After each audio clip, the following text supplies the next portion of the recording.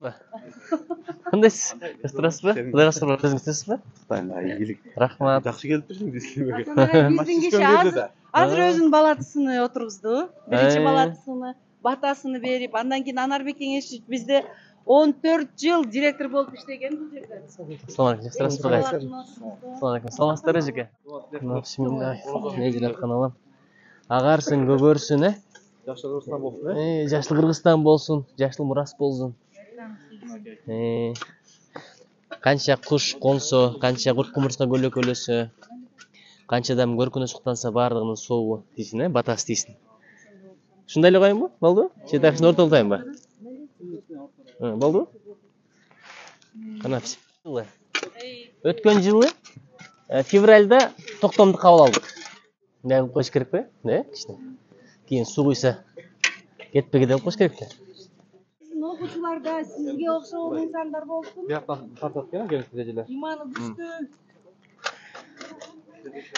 Менден жакшы инсандар болсун. Биздин Лицейде 80-ге чыкты. Лицейде 80 жыл жашка толду. 40 жылдан бери бул жерде эмгектенет. Преподаете? Таалымы чоң. По какому предмету? Здоровый образ жизни жана устав. Мастером. Производственного обучения. Замечательно. Спасибо. Группа машинистов.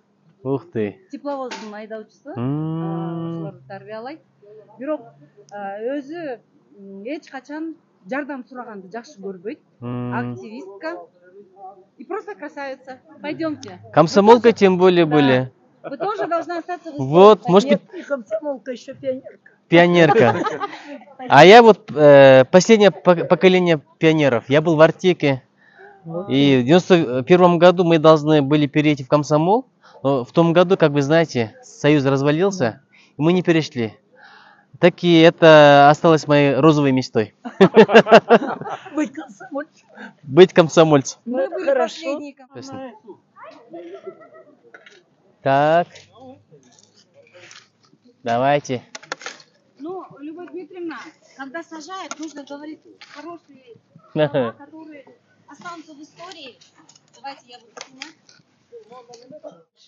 Давайте назовем эту сосну, знаете, деревом любви.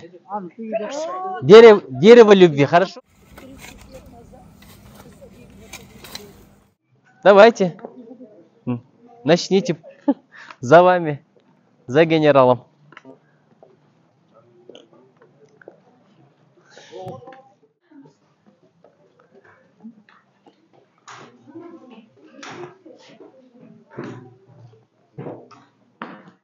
Саламатсыздар.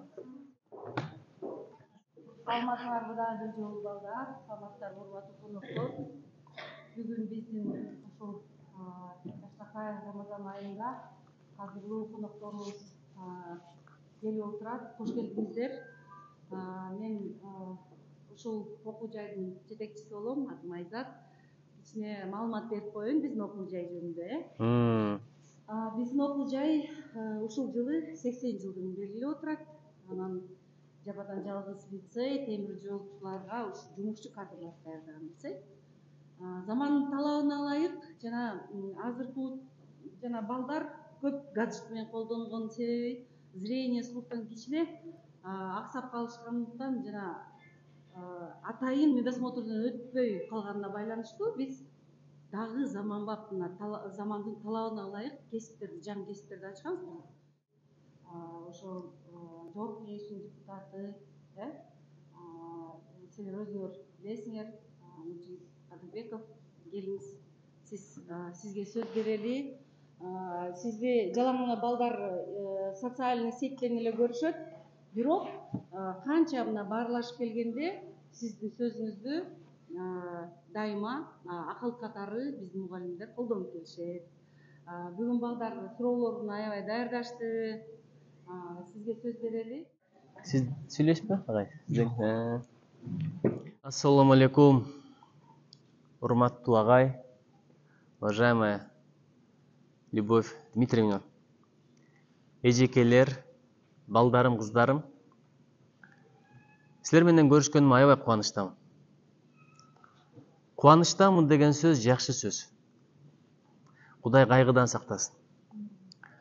Адам барлык жагынан төп келип турса деле, 3 этаж үйү болсо деле, алдында аты, машинасы, жанында жубайы, бала бакырасы, жакшынакай карьерасы, бирок кайгы болуп турса адам бактылуу болбойт.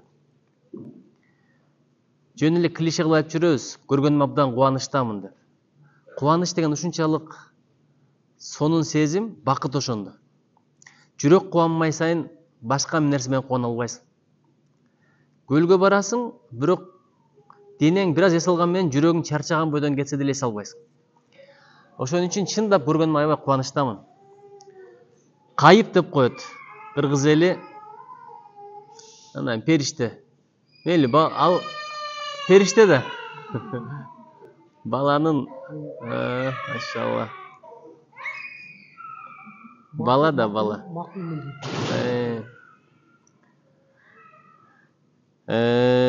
Кайып деп коет кыргыздар. Мисалы, нике кайып дейт. Азыр силер жашсыңар. Ойлонуп атсаңар керек, келечекте жарым ким болот дегенде көңүлүңөр көтөрүлөсү да. Кыздар деле күйөөм кандай болот экен, балдар деле келечектеги аялым кандай болот экен деп ак боз аттын үстүндөгү принцти ойлоп коюп сүйүнүп отурасыңар. Принц эле болсун ылайым. Бирок сен принц көрсөң, өзүң принцесса болосуң. Алган жарыңды ханыша кылсаң, өзүң хан болосуң.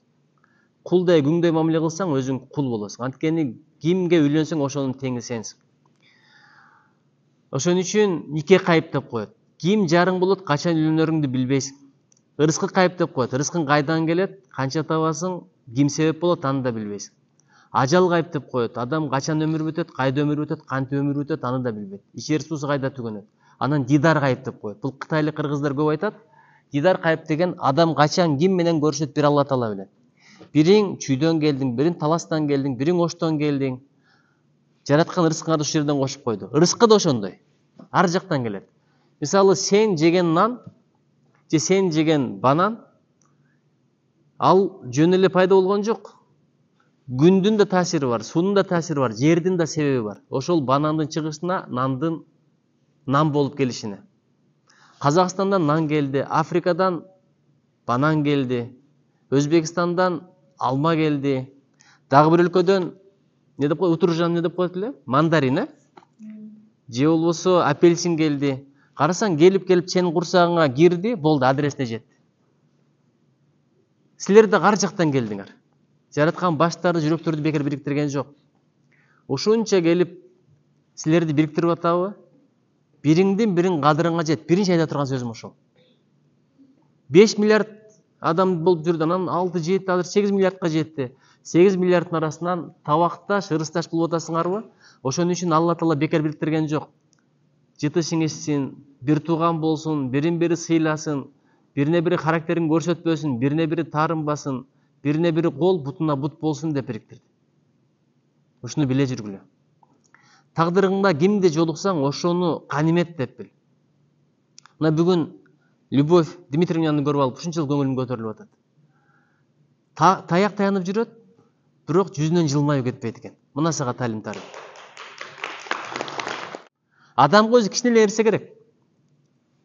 Жетет, бирок напсиңе жетпейт да. Адам тоет, бирок напси тойбойт. Байкасаң, дасторкон үстүндө отурганда курсагың тоюп калган, дагы эле жегиң келе берет. Өзү 3/4 тамак болуш керек, 3/4 суу, 3/4 аба жок. Ушул жерге жес керек да кыргыздын. Ушуга чыдаган биздин ашказанга чоң рахмат. Мен бир Япониядан профессорду алып келсем, биздин тамактарды көрүп алып, көзү алайып калган. Алардын көзү мындай болот го негизи. Алайып калган. Кантип жейсиңер деп. Куйрукту алып бергенде, майды көрүп алып, бул эмне дейт? Ушундай десек жүрөгү түшүп калган. Биздин ашказанга чоң рахмат. Ошого дидар кайып экен, көрүшкөнүмө чындап аябай кубанычтамын. Мен көргөндү силер көрбөйсүңөр, силер көргөндү мен көрбөйм. Менден уккан жакшы сөздөрдү силер айта жүргүлө, силерден алган жакшы таасирди мен айта жүрөйүн. Айттым го, Любовь Дмитриевна. Караңыз, ушул киши 80ге чыгыптыр. Ушул жерде өмүр өтүптүр. Бирок бүгүнкү күнгө чейин жолуккан эмеспи. Дидар кайыптын маанисин түшүнүңөрбү? Мен азыр бир көргөндө ушул кишиден канча нерсе алдым. Позитив.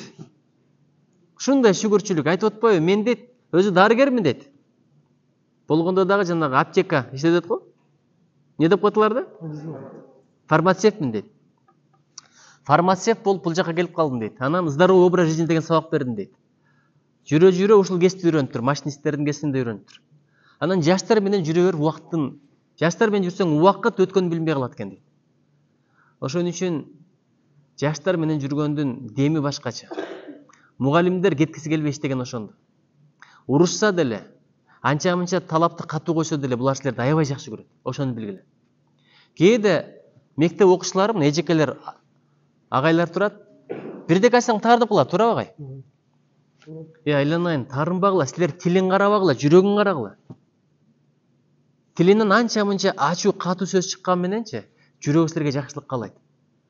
Азыр Любовь Дмитриевна гарантия берем, жагай. Мурдагы окуучулар келсе ыйлап ийет. Ошолорду урушкан, эки койгон. Анча-мынча какыс-кукус кылган, бирок кеткенден кийин сагынат. Ар бир бала мугалимдин баласындай болуп калат. Мен да мугалим болгом. Өзүм 77-жылы туулганмын, 1900. 1980-жылкылар менин биринчи студенттерим. Эмнегедир аябай жакшы көрөм. Азыр катар турсак, мен агайы аны студент деп эч ким айтпайт, бирок агай деп келип учурашса жүрөгүң кадимкидей жылайт. Арасында эки койгондорум да бар, урушкандарым да бар, бирок агай деп анткени алар менин жүрөгүмдү түшүндү. Дайыма жүрөгүн карагыла. Мугалим балага эч качан жамандык каалабайт. Ошон үчүн ата-энеңди сыйла дейт, ата-энеңден кем эмес устатты сыйла дейт. Кээде ата-энеден да артык устатты сыйлашкан. Эмнеге? Анткени ата-эне, байкуш ата-эне, анда илим жок, билим жок, сага болгон ата-эне. А булар сага илим үйрөтүп атпайбы? Ырыскы кайыпты бекер айткан жокмун. Адамдын ырыскысына себеп нерселер бар. Ошонун эң башкысы кесип. Кесибиң бар, ошол кесип аркылуу ырыскы табасың. Ошол кесип аркылуу ырыскы табасың. Ошон үчүн адам ырыскысын тапкан иштин майын чыгар аткарсын деп, бул мен сөзүм эмес, бул пайгамбардын сөзү. Силер бул жерде жүргөндө жөн эле убакыт өткөзбөгүлө. Сүйүү күйүнүм эмне кыласыңар? Сүйүү күйүүгө убакыт кетирбегиле, баары бир курсташтарыңар жеңиңер болот. Бул турган маселе. Андан көрү окууну сүйгүлө. Азыр абдан сонун Любовь Дмитриевна менен биз азыр көчө тегип атып, анан айттык. Сиз отурган даракты, отургузган даракты сүйүүнүн дарагы деп атайлы деп. Сүйүү десе жаштар сүйүнүп кетет. Кол кармашып турган элестет да. Бирине бири гүл берип атканды жана клиптеги романтика, ал романтика эмес. Бардыгына болгон сүйүү. Мага бир аалым айтты эле, адамдагы дейт, атом бомбасынан да күчтүү бир сезим бар дейт. Не десем, сүйүү деп атпайбы? Душманыңды сүй дейт. Болгону эки душман бар, ошол жетишет. Үчүнчү душмандын кереги жок. Биринчи өзүңдөн напсиң дейт. Экинчи шайтан дейт. Болду, үчүнчү душмандын кереги жок. Бириңе бириң душман болуп эмне кыласың? Эки нерсе болсо адам арасында уруш болбойт экен. Бири сабыр, бири кечиримдүүлүк. Кечирип кое бер, кечирип кое бер. Кечиргенден тажаба. Мен бирдекени түшүндүм. Адамдын кечиргенден даражасы түшүп кетпейт экен. Суратпай кечир. Келип алып кечирим койчу деп турса да турасың, тултуйуп, былтыйып, ойлонуп көрөйүн деп кой. Ошо ойдон көрүшпөй калсаң эмне болот? Адамдын өмүрү мындай эле морт эле нерсе. Бүгүн бар, эртең жок дүйнө. Кечирбей кетирбейдиң, эртеси кабар келсе эмне болот? Баягы киши өтүп кетиптир деп. Жаман арман кыласың. Суратпай кечир. Өзүңдүн күнөөлөрүң канча билесиң? Ар бирибиз билебиз, эч ким билбеген күнөөлөрүбүз. Бири-бирибизди кумир тутуп жүрөбүз. Бирок айыптарыбызды, күнөөлөрүбүздү ортого топтоп койсо, бирибиз менен бирибиз сүйлөшпөй калабыз. Ошончо күнөөнү Алла Таала жашырып жүрөт. Анан күн сайын кечирип атат. Сага кичине бирөө бир катуураак сүйлөп койсо, туура эмес мамиле кылып койсо, ачуу менен бир амал жасап койсо, ошону кечирбей жүрөсүң. Орозо кечире турган ай. Жөн эле эртеден кечке ачка жүрүш эмес мунун максаты. Мааниси күйгүзүү деген түшүнүрөт экен. Эмнени күйгүзүү? Жаман адаттарды күйгүзүү. Сараңдыкты күйгүзүү, айлакердикти күйгүзүү, көрө албастыкты күйгүзүү. Күнөөлөрдү күйгүзүү. Адамды кыйнаган башка деле нерсе эмес. Эмне кыйнады адамды? Күнүгө бандит келип атабы? Же прокурор келип атабы? Өзүңдүн ичиңдеги жаман сапаттарың. Ошо сени кыжалатчылыкка апарат. Айлакердик, көрө албастык, ичи тардык, ачуулануу, бирөөнүн аркасынан сүйлөш, гарантия берем.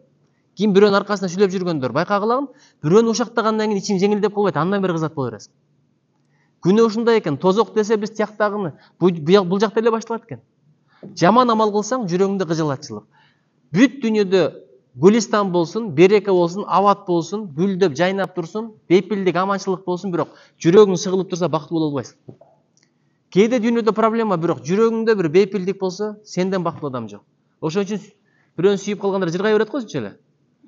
Биякта согуш болуп атабы, сөгүшүп атабы. Баягысын эстеп алып, өзүнчө мээримге бөлөнүп жыргай берет мынтип элечи. Ошол күндөрү бирөөгө жамандык кылып келет, билесиңби, бирөөнү жакшы көрүп калган. Башка жака батпаган жараткан Алла бир жүрөккө батат экен. Кечиримдүү бололучу. Сабырдуу бололу. Ошондой айбыла. Анан бүгүн чакырыпсыңар, атайын келди. Ой, жакшы окугула деген сөздү угуп атасыңар. Аны күн сайын мугалимдер айтат. Жаштарга кээде жакшы оку деп айта бербеш керек экен. Түбүндөгү топуракты алып келип сатам десем аласыңарбы? Бул депутат эмес эле, эмне деп ойлосуңар, туурабы? Ишиңерден качап айтасыңар. Кеткенден шыбайсыңар. Ай. Булар тойбойт экен да топурактан бери сатып жүрөт. Акыры топуракка тоет көздөрү деп. Албайсыңар топуракты. Бирок топурактан карапа жасап келсем, кирпич жасасам, үй салам дегендер алат да. Ал деле топурак, бул деле топурак. Экөөнү бириктирген нерсе эмне? Эмне? Мээнет, аракет. Азыр темир жол. Көчөдө толтура темирлер жатат. Көтөрүп келсем албайсыңар. Бирок темир жол болсо ошака барап деп иштеп атпайсыңар. Поездиң деле темирде. Эки эле нерсеге мээнет кылып атабыз. Бири топурак, бири темир. Жашаган үйүбүз топурак, минген машинабыз темир. Мээнет кылып отуруп, темирлер асманга учуп кетти, самолет, ракета болуп. Мээнет кылып отуруп, үйлөр асманга чыгып кетти. Бирок адамга мээнет болбой калбадыбы? Жүрөккө мээнет болбой калбадыбы? Ошол үчүн адам туруп айбан болгондор толтура. Күн сайын интернет караштан коркосуң. Көрүп алып, жүрөгүң титрейт. Аны көргөн сайын дилиң да карая берет экен. Көрбөй эле койгулачы. Эми көрбө деген сайын ан сайын көрөт. Түкүнчө жерде жакшы иш болуп аттыр, бак эгип аттыр, азыр интернеттен чыгайын, аз эле адам көрөт. Бирок бирөө-бирөөнү өлтүрүп кетиптир, чаап кетиптир, согуп кетиптир, зордоп кетиптир десе, просмотр андан эмнени таба аласыңар? Ошон үчүн жаманды айтпай жоёлу дейт, жакшыны айтып жаялы деп коет кыргыз. Мен депутат болгондон кийин түшүндүм, аркаңдан жала жабылса, аябай адамдар сөз кылат экен. Бирок ага мен сүйүнөм, эмнеге билесиңерби? Анткени сен жөнүндө бирөө жаман сүйлөп атса, күнөөңдү алат деп коет кыргыз. Күнөөң же кырсык менен жеңилдейт экен, же оору менен, же бир башка азап сыноо менен эң жеңил ошо болуп атпайбы? Ошого бир алым айткан экен. Алымдын апасы айтчу экен, балам ушактасаң мен ушактачы деп. Тияк барганда соогуңду мен алайын деп. Азыр канча соогуңду күн сайын Атамбаевка беребиз, Текебаевка беребиз, Мадумаровка беребиз, Трампка берип атабыз тиякта, Байден, Путин. Андан көрү ушундай ушактаган келсе апаңды ушакта, башка эч кимди ушактаба. Тияк барганда жок дегенде соогуңду апаң алсын деген маселе. Ошого балдарым, мен силерге ишенем. 2-3 нерсе айтайын дем, тыянак кылайын. Дайым эрте турула. Эрте турган адам, эрте турганыңдын өзү башкалардан озгондуктун белгиси. Болду, 4:30-да туруп алып ишти кыла берсең болот экен. 6 саат уйку канат экен. Эгер 10:30 уктасаң 7 саатта канат экен. 11:30 уктасаң 8 саатта, 12, уже 9 саатында берекеси болбойт деген ошол экен. Уйкунун канты түнкү саат 2ге чейин экен, ошол 10дон баштап 2лерге чейин. 2ден баштап зыяндуу уйку экен. Ошон үчүн уктамыш болосуң, бирок уйкуң да канбайт, башың да ооруйт, дүйнө мындай бозомук жашап жүрөсүңөр да. Эрте жаткыла. Эрте турсаң, жашооң эрте башталат. Күнүгө 30 мүнөттөн спортко бөл. Эл тургуча китеп окуп кой. Ужалда кетип калбадыңбы? Күнүгө 5 беттен окусаң, 100 күндө 500 бет. Башкадан 500 бетке алдыга кет. 1 сантиметр алдыга өтсөң, күн сайын 1 жылда 365 сантиметр алдыга кетип калдың. Ошондой нерсе бул. Тамчы-тамчы көл болот. Эрте тургула. Сүйлөштүкпү? Анан TikTok менен дос болбогулачы. Анткени максатыңа жеткенге тоскоолдор өзүң эле тегерегиңде. Өмүр аягына чыкканда бир күн жашооң калды дегенде эмне маанилүү? Сага айтып атат мына. Сенин бир эле күндүк жашоо калды, эмне кыласың десе, 2 этаж үйүм бар эле, 3 этаж кылып бүтүрүп коеюн деп айтпайсың. Кап базарга барып шуба издеп бир күн кийип алайын деп айтпайсың. Жеп алып берсеңер, минип алып Бишкекти бир кыдырып коеюн деп айтпайсың. Анын баардыгы мааниси жок болуп калат. Эмнени эстейсиң? Кап атамы бир кызматын кылып батасын албапмын. Ата сени жакшы көрөм деп айтпаптырмын. Атама бир чалып айтып коеюнчу. Апакемдин көңүлүн көтөрбөпмүн, мага тамак жасап бериптир, башымдан сылаптыр, көңүлүмдү көтөрүптүр, сурагандын баардыгын кылыптыр. Бирок апа, сизди жакшы көрөм, менден бир ичилик эсе кечирип коюңузчу деп бир кучактап жыттап койбоптурмун деп ошого арман кыласың. Мустаздарды сыйламай сайын, жүрөгүн жылытмай сайын илим жукпайт, ошого ишенип койгула.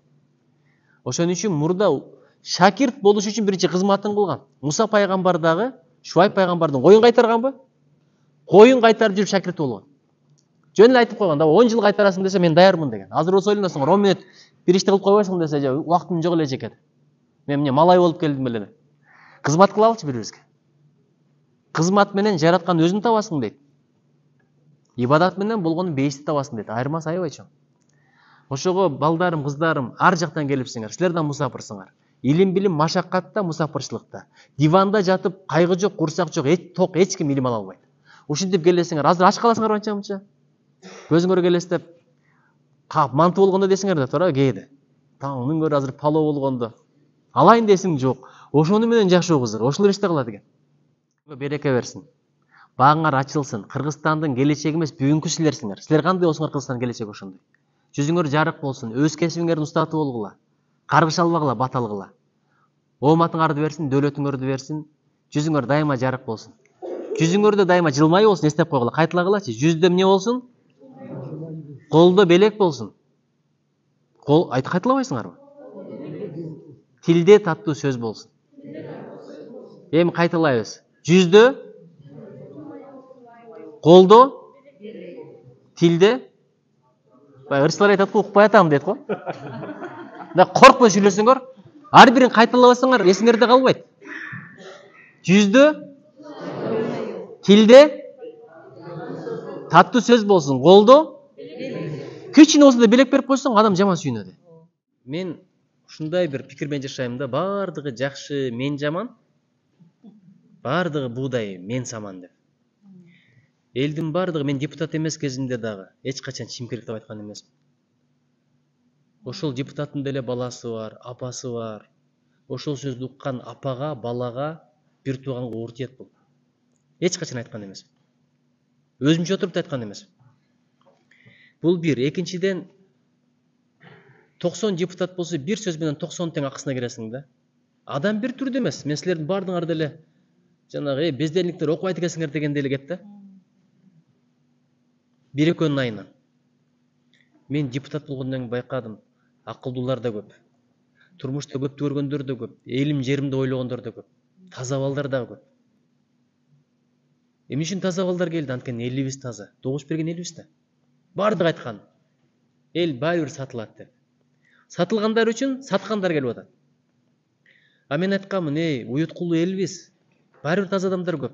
Кое берели Иманнуру деп анан койгонбуз да. Мына биз менен койгондор ач калган, кеч калган студенттер азыр квартирада жашайт. Мен айтканмын, жаратканга таянгыла, кое берели. Элибиз таза адамдар көп. Мына добуш берди го. Бир тыйын жоготсо болот экен. Ошон үчүн адамдын мейли кемчилиги боло берсин, биз жакшы жагын издей берели. Мен дайым адамга мынтип карайм, ошол адамдан эмне үйрөнө алам деп. Азыр мына эжекеден кирип келип эле жылмайганды үйрөндүм. Таянганы таяк. Ушунчалык позитивдүү, күлүп жайнап, атына заты жарашкан. Көрсөң эле мындай сүйүп кала турган эжекен. Жаш баладан үйрөнсөң болот. Жаш баланын бир өзгөчөлүгү таарынбайт. Азыр эле ыйлап аткан болот, бир карасаң ошо менен ойноп жүрөт. Анан жаш баланы карасаң эч качан бош отурбайт да. Аны менен алек болуп аткан. Болбойт деп колун алып койсоң, муну менен алек болуп аткан. Өзүнүн ишти тагып жүрө берет. Ошентип ар кимден үйрөнө бер. Кемчилигин үйрөнүп эмне кыласың? Кемчилик бир гана адамдын кемчилигин издеш керек. Бир гана адамдын. Кимдин? Күзгүдөн карап алып, жаман адам деген келсе, ошону карап алайт. Сен начар адамсың. Бирок оңолушуң керек, шансың бар деп кой. Бирөөнү ушинтип көрсөтсөң, мынтип көрсөтсөң. 3 колуң өзүңдү көрсөтөт экен. Сен өзүң 3 эсе жамансың деп. Ошон үчүн бирөөнү жаман деген адамдан корко. Кээ бир адамдар бар, жамандыгын көрбөйт. Полиана деген китепти окусаңар, ким окуду эле? Окугандар барбы? Полиана окуңуп турабы? Бүт жамандыкты жакшылыкка бура берет экен. Бүт жамандык жакшылыкка бура берет экен.